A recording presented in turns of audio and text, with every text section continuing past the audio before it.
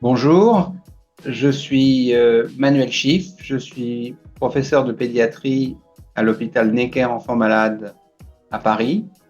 et j'ai l'honneur de coordonner depuis quelques mois le centre de référence des maladies mitochondriales de l'enfant à l'adulte qui s'appelle le centre Caramel à l'hôpital Necker. Ce centre est un centre coordonnateur, c'est-à-dire qu'il coordonne d'autres centres appelés centres constitutifs, parmi lesquels le centre de référence des maladies mitochondriales à expression hépatique à l'hôpital Bicêtre, le centre de référence des maladies mitochondriales au CHU d'Angers, le centre de référence des maladies mitochondriales au CHU de Strasbourg et le centre de référence des maladies mitochondriales du CHU de Bordeaux. Associés à ces centres de référence, il y a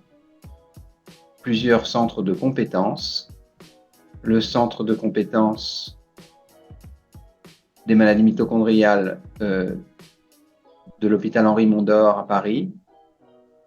à l'hôpital Lariboisière à Paris, au CHU de Caen et au CHU de Rouen.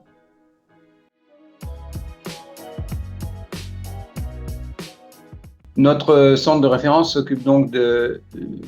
maladies rares qu'on appelle les maladies mitochondriales, qui, comme ça a été dit, peuvent toucher les enfants et les adultes, et qui sont extrêmement hétérogènes dans leur présentation clinique. Donc, une partie centrale de notre activité consiste à voir et s'occuper et prendre en charge les patients atteints d'une maladie mitochondriale, c'est-à-dire d'abord en faire le diagnostic, et ce chemin diagnostique est très long, passe par des tests diagnostiques avec des laboratoires très spécialisés dans notre hôpital, mais également dans les autres hôpitaux du réseau Caramel, et notamment la caractérisation des anomalies génétiques. Et donc on a une collaboration quotidienne avec le service de génétique et les laboratoires de génétique moléculaire. Notre activité s'intègre parfaitement dans le champ ou les champs d'action de la filière Filnemus, au sein de laquelle nous collaborons étroitement entre nous, mais aussi avec l'autre centre coordonnateur national de Nice, qui est le centre Calisson, à la fois pour la prise en charge des patients, mais aussi pour la participation à des essais thérapeutiques et enfin pour des activités de recherche dont on parlera peut-être après.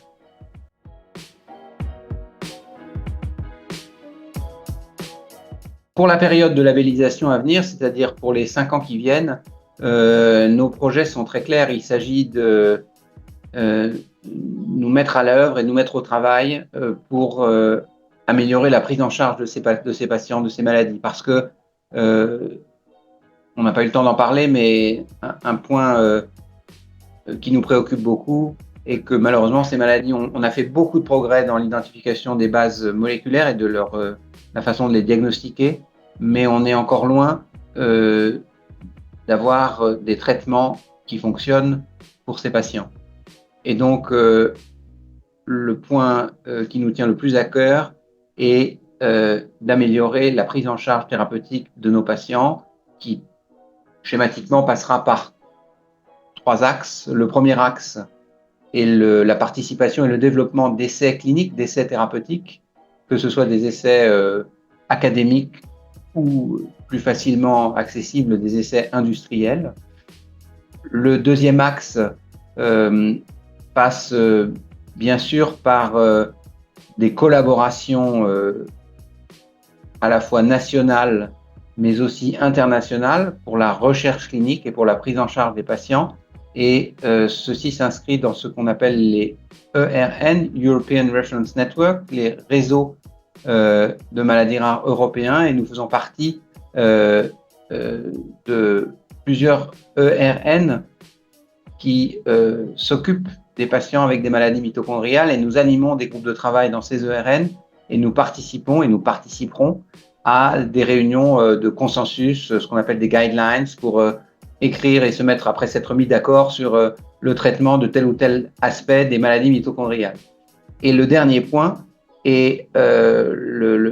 l'uniformisation, ou plutôt la rédaction de ce qu'on appelle des PNDS, Protocole national de diagnostic et de soins pour les maladies mitochondriales, dans le cadre de la filière Filnemus. Et nous avons obtenu,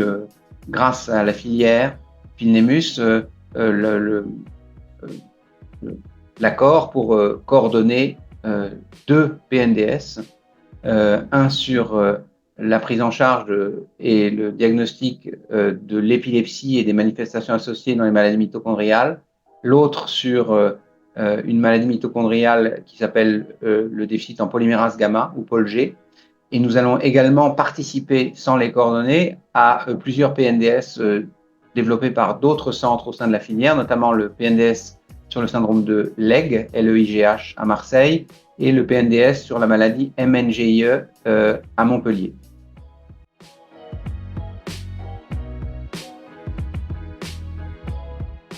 Concernant les avancées scientifiques et technologiques dont vous parlez, c'est un point extrêmement important. Ce que je voulais dire et ce que je n'ai pas dit, ce que je dis maintenant, c'est l'importance dans le domaine des maladies mitochondriales de la recherche, que ce soit la recherche clinique, mais aussi la recherche fondamentale. Et nous sommes au cœur de cette